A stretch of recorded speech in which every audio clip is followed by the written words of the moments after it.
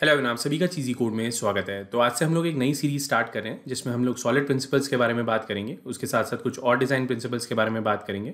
तो शुरू करते हैं हमारा लेक्चर। तो सबसे पहले बात करते हैं कि इसकी नीड क्या है, मतलब इन डिज़ाइन प्रिंसिपल्स की नीड क्या है। तो कोई भी डेवलपर अगर कोड लिखता है तो उसकी इंटेंशन होती है कि वो अच्छा कोड लिखे। अब अच्छे की डेफिनेशन क्या है? तो अच्छे की डेफिनेशन ये है कि जो आपका कोड है वो स्केलेबल होना चाहिए, मेंटेनेबल होना चाहिए, टेस्टेबल होना चाहिए। तो अगर ये तीनों क्राइटेरिया मीट हो रहे होंगे तो आप समझ सकते हैं कि आपका जो कोड है वो एक अच्छा कोड है। तो उसी चीज़ के लिए हमारे पास डिज़ाइन प्रिंसिपल्स होते हैं जो हमें गाइड करते हैं कि आप एक अच्छा कोड लिख पाओ। अब क्या हुआ कि भैया अच्छा कोड लिखने के लिए तो मुझे बोला गया था कि ऑब्जेक्ट ओरिएंटेड फॉलो कर लो। तो ऑब्जेक्ट ओरिएंटेड में हमारे पास 4 कॉन्सेप्ट्स होते हैं: एब्स्ट्रैक्शन, इनकैप्सुलेशन, इनहेरिटेंस और पॉलीमॉर्फिज्म। तो अगर मैं इन्हीं का यूज़ करके अपना कोड लिखता हूँ तो चांसेस हाई हैं कि मैं वो ज़्यादा अच्छा नहीं लिख पाऊँगा। मतलब वो ऑब्जेक्ट ओरिएंटेड तो होगा क्योंकि उसमें मैंने इनहेरिटेंस का यूज़ किया हुआ है, पॉलीमॉर्फिज्म का यूज़ किया है, बट ज़रूरी नहीं है कि वो मेंटेनेबल हो, एक्सटेंसिबल हो, टेस्टेबल हो। तो उसी चीज़ के लिए हमारे पास ये डिज़ाइन प्रिंसिपल्स आते हैं। तो ये बेसिकली कुछ सेट ऑफ गाइडलाइंस हैं, मतलब कुछ रूल्स हैं जिनको अगर हम लोग फॉलो करेंगे तो हमारा जो कोड है वो अच्छा होगा। तो ये कुछ सेट ऑफ डिज़ाइन प्रिंसिपल्स हैं। तो आई होप आपने इनमें से कुछ सुना होगा। तो सॉलिड के बारे में हम लोग यहाँ पे डिटेल में बात करेंगे। ड्राई का मतलब होता है do not repeat your self, मतलब अगर आप कोई कोड बार बार डुप्लीकेट कर रहे हो तो वो आपको प्रिवेंट करना है। यज्ञी का मतलब ये है you are not gonna need it, मतलब अगर कोई चीज़ आपको नहीं चाहिए अभी तो उसके बारे में सोचेंगे भी नहीं, मतलब उसके बारे में प्लान नहीं करेंगे, उसके बारे में कुछ कोड नहीं लिखेंगे। अगर अभी नहीं चाहिए तो उसके बारे में कोड नहीं लिखेंगे। फेवर कॉम्पोजिशन ओवर इनहेरिटेंस, इसके बारे में अभी आगे बात करते हैं। सेपरेशन ऑफ कंसर्न का मतलब यह है कि आप अपने प्रोग्राम को इस तरीके से स्प्लिट करो कि एक चीज़ एक जगह पे ही आए। फॉर एग्जाम्पल, अगर मेरा यूआई का कोड है तो वो एक जगह पे रहेगा, अगर मेरा बिजनेस लॉजिक का कोड है तो वो एक जगह रहेगा। तो इस तरीके से हम लोग सेपरेशन करते हैं कोड की। तो आपने देखा होगा हमारे पास बहुत सारी लाइब्रेरीज़ हैं। यूआई के लिए अलग लाइब्रेरी होती है, बिजनेस लॉजिक के लिए अलग लाइब्रेरी होती है। तो इस तरीके से हम लोग कंसर्न्स को सेपरेट करते हैं। इनकैप्सुलेशन व्हाट वेरीज, तो इनकैप्सुलेशन व्हाट वेरीज का मतलब ये है कि जो चीज़ चेंज हो सकती है उसको अलग कर दो, क्योंकि उसमें चेंजेस आते रहेंगे फ्यूचर में भी। तो अगर वो सेपरेट होगी तो उसको चेंज करना ईजी हो जाएगा। मतलब जो हमारा बचा हुआ कोड है उसमें कोई छेड़खानी नहीं होगी और जो चेंज होता रहेगा उसमें हम चेंज करते रहेंगे। तो उसको हम लोग एक सेपरेट क्लास में निकाल के रख देंगे या सेपरेट मेथड के अंदर निकाल के रख देंगे कि ये हमारा चेंज होता रहता है, इसको हमने अलग कर दिया है। तो इनकैप्सुलेट व्हाट वेरीज जो है वो बेसिस है बहुत सारे डिज़ाइन पैटर्न्स का, बहुत सारे प्रिंसिपल्स का। तो ये बहुत इंपॉर्टेंट प्रिंसिपल है। उसके बाद आता है कोहेशन। कोहेशन का सिंपल सा मतलब ये है कि जो भी रिलेटेड चीज़ें होंगी उसको हम लोग एक मॉड्यूल के अंदर डाल देंगे। तो उसका सिर्फ एक ही रीज़न होगा चेंज होने का, मतलब अगर उस फंक्शनैलिटी में कोई चेंज हो रहा है तो बस उसी मॉड्यूल में चेंज होगा, उसके जो बचे हुए मॉड्यूल्स हैं उनमें कोई चेंजेस नहीं होंगे। तो उसके बाद आता है कपलिंग। कपलिंग का ये मतलब होता है कि दो मॉड्यूल्स आपस में किस तरीके से कनेक्टेड हैं, मतलब वो टाइटली कपल्ड हैं, लूजली कपल्ड हैं। तो अगर वो टाइटली कपल्ड होंगे तो चेंजेस करना मुश्किल होगा, क्योंकि अगर आप यहाँ पे चेंज करोगे तो आपको दूसरी जगह पे भी चेंज करना पड़ेगा। बट अगर वो लूजली कपल्ड होंगे, मतलब उनमें कम कनेक्शंस होंगे, तो आप इजीली चेंज कर पाओगे दोनों मॉड्यूल्स को। तो हम लोग प्रेफर करते हैं कि जो हमारे मॉड्यूल्स हैं वो हाईली कोहेसिव हो और उनके बीच में, मतलब मॉड्यूल्स के बीच में लो कपलिंग हो। तो ये कुछ सेट ऑफ डिज़ाइन प्रिंसिपल्स हैं जिनको हम लोग फॉलो करते हैं एक अच्छा कोड लिखने के लिए।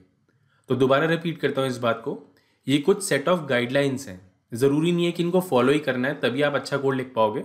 ये आपके डोमेन के ऊपर भी डिपेंड करता है या आपकी प्रॉब्लम स्टेटमेंट के ऊपर भी डिपेंड करता है। ये कुछ गाइडलाइंस हैं कि अगर आप इनको फॉलो करोगे तो आप एक अच्छा कोड लिख पाओगे। तो आई होप आपको ये सेंस बना रहा होगा। तो आगे बढ़ते हैं। तो अभी मैंने बताया था कि हम लोग कोहेशन को मैक्सिमाइज करते हैं, मतलब एक मॉड्यूल्स के अंदर जितने भी कंपोनेंट्स हैं वो आपस में जुड़े होने चाहिए। बट हम लोग कपलिंग को मिनिमाइज करते हैं कि मॉड्यूल्स के बीच में कम डिपेंडेंसी होनी चाहिए।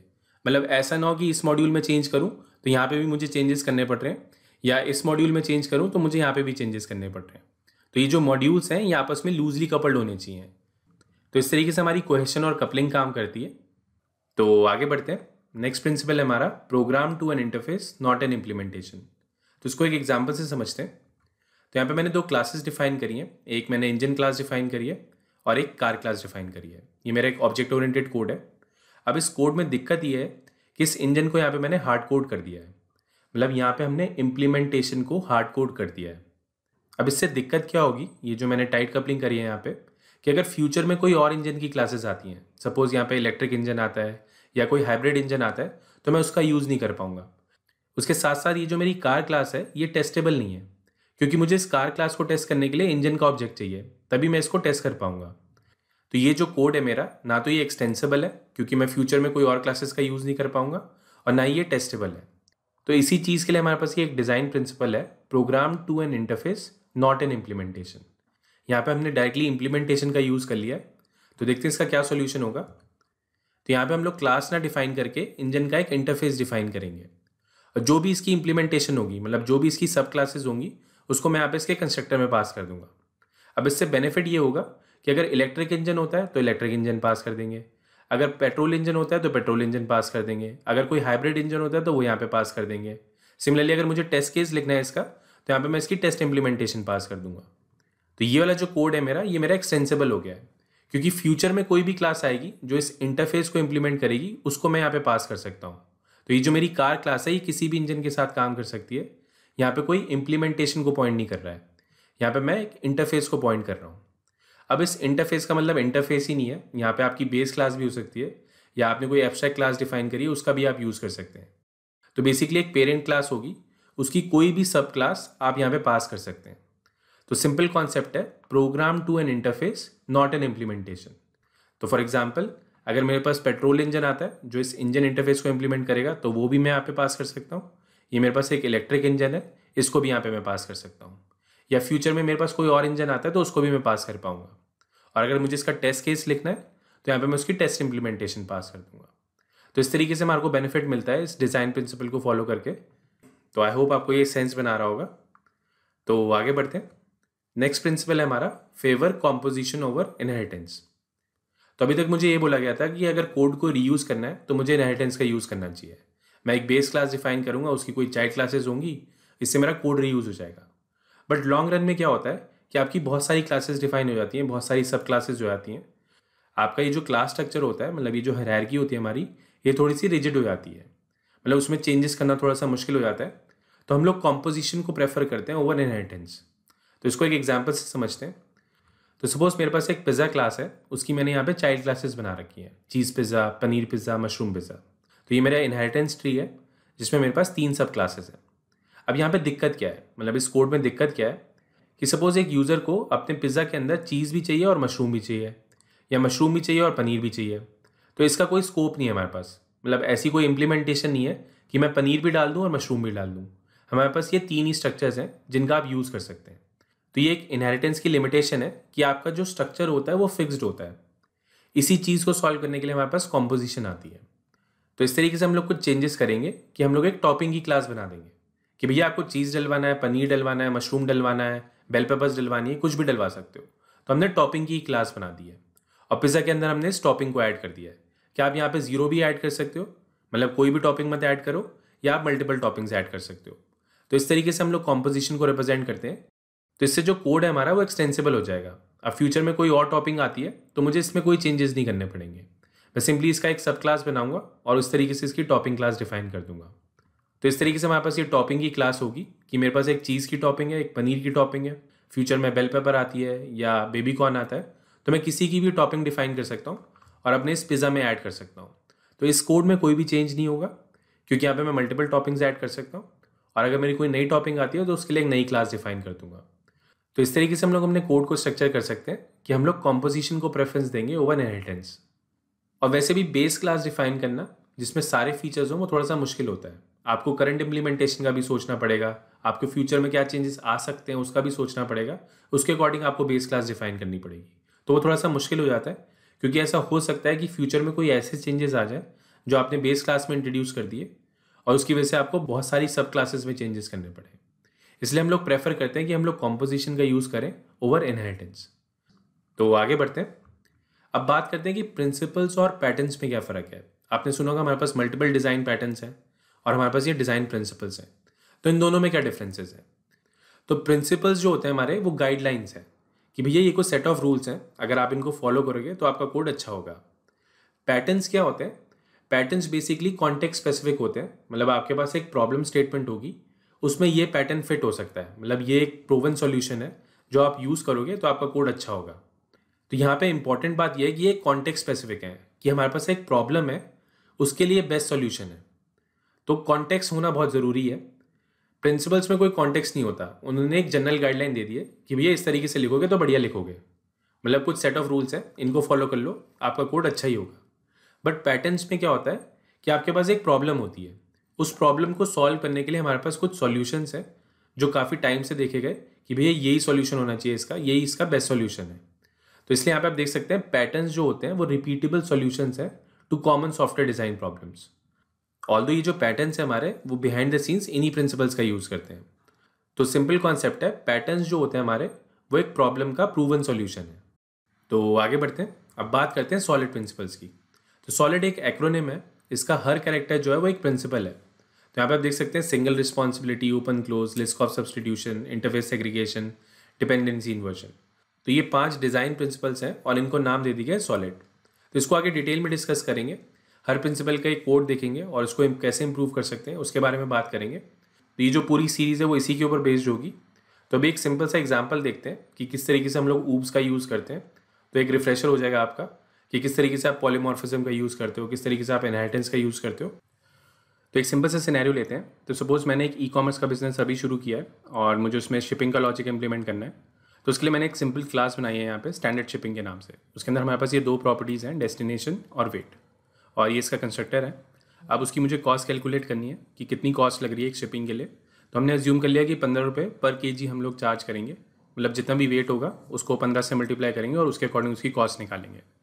और ये एक सिंपल मेथड है गेट डिटेल्स के नाम से, कि शिपिंग के बारे में अगर मुझे डिटेल्स चाहिए तो उसके लिए एक मेथड है। उसके साथ साथ मैंने एक शिपमेंट सर्विस बनाई है जो हमारी जितनी भी शिपमेंट्स हैं उनको ट्रैक करेगा।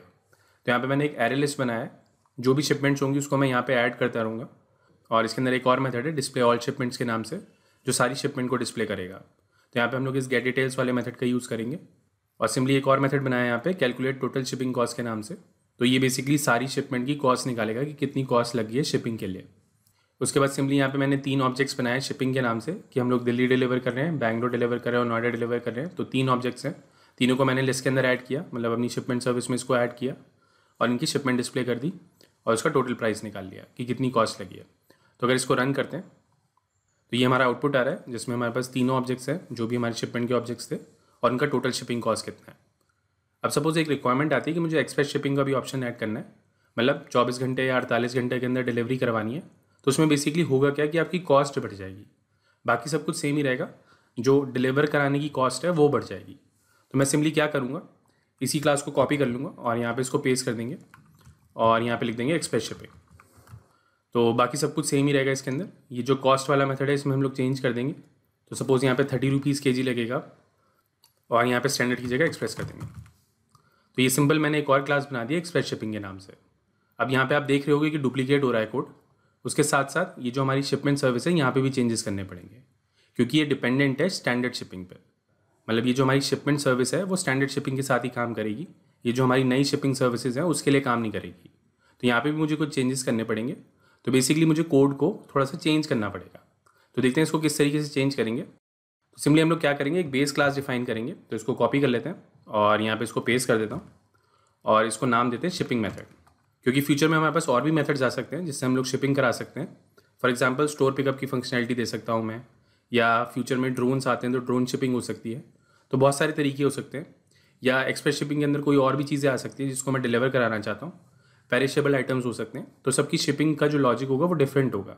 तो मेरे पास एक बेस क्लास होनी चाहिए जिससे सारी शिपिंग मेथड्स ड्राइव होंगे। तो यहाँ पे मैंने एक नई क्लास डिफाइन करी शिपिंग मेथड के नाम से।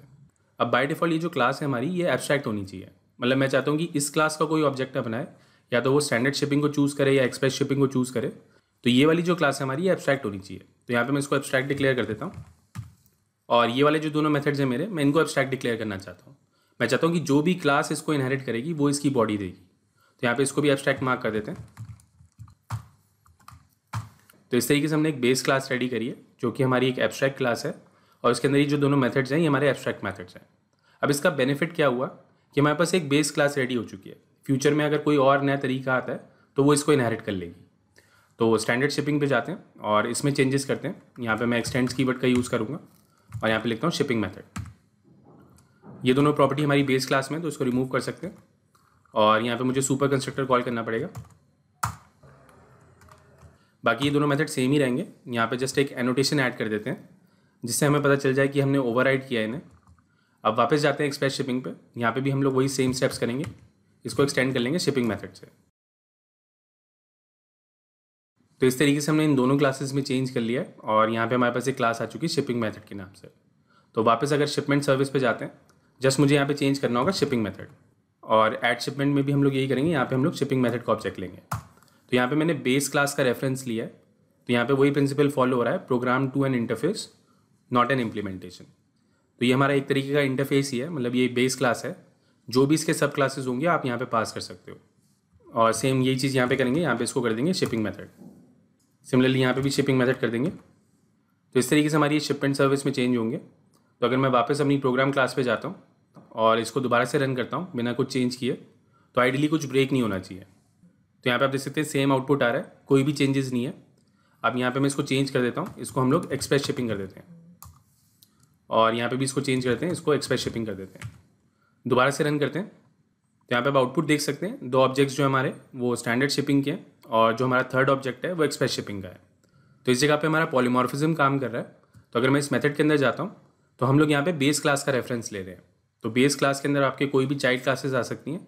तो शिपिंग मेथड के अंदर आपका स्टैंडर्ड शिपिंग भी आ रहा है और एक्सप्रेस शिपिंग भी आ रहा है, और गेट डिटेल्स जो है वो आपका बेस क्लास से आता है, तो आप इसको ईजिली कॉल कर पाओगे। तो इस कोड का बेनिफिट ये है, मतलब इस स्ट्रक्चर का बेनिफिट ये है कि अगर फ्यूचर में कोई और क्लासेस आती है, मतलब कोई और शिपिंग मेथड आता है, तो मुझे यहाँ पे कोई चेंजेस नहीं करने पड़ेंगे। ये वाला जो कोड है मेरा ये इंटैक्ट रहेगा। तो एक एग्जांपल देखते हैं, यहाँ पे एक नई क्लास ऐड करते हैं स्टोर पिकअप के नाम से, कि भैया आप स्टोर से ही पिकअप करना चाहते हो, आप डिलीवरी नहीं चाहते हो। तो यहाँ पे भी हम लोग इसको एक्सटेंड करेंगे शिपिंग मेथड से, और इसके दोनों मेथड ओवरराइड कर लेंगे। सिमिलरली इसके अंदर एक कंस्ट्रक्टर ऐड कर देते हैं। अब क्योंकि मैं स्टोर से पिकअप कर रहा हूँ, तो ये वाला जो मेथड है हमारा, इसमें 0 रिटर्न करेंगे हम लोग, कि भैया उसको कुछ नहीं पे करना है, क्योंकि वो खुद से आके पिकअप कर रहा है। सिमिलरली डिटेल्स में चेंजेस कर देते हैं यहाँ पे, और यहाँ पे लिख देते हैं स्टोर पिकअप। तो वापस अपने मेन वाले फंक्शन पे जाते हैं और यहाँ पे एक स्टोर पिकअप का ऑब्जेक्ट बनाते हैं, और इसको भी हमने शिपमेंट में ऐड कर देते हैं। तो यहाँ पे आप देखेंगे बाकी कुछ भी चेंज नहीं होगा, मतलब मुझे कहीं और कोड चेंज नहीं करना पड़ा है, जैसे एक नई क्लास ऐड करी है।